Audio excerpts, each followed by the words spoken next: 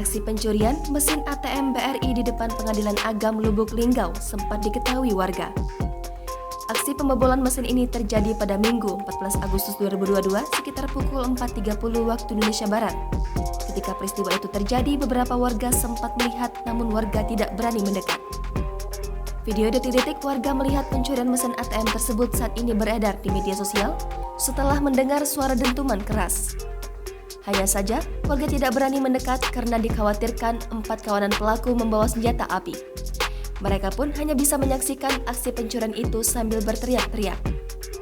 Dalam video, terlihat jelas 4 pelaku setelah berhasil menarik keluar mesin ATM menggunakan mobil berusaha mengangkat mesin ke mobil. Hanya saja, usaha mereka gagal karena sulit untuk mengangkat mesin ATM ke mobil. Sementara, hari semakin terang dan warga yang melintas semakin banyak, hingga akhirnya mereka kabur. Wakapolres Lubuk Linggau, Kompol MP Nasution, Kasat Reskrim AKP M. Romi, dan Kasat Intelkam Ibtu Deni Suherdi terlihat berada di lokasi.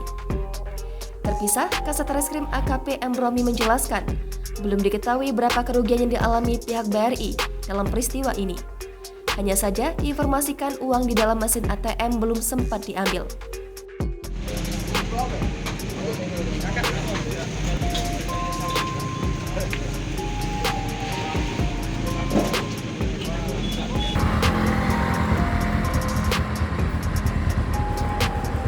Foto plat nomornya, Ber.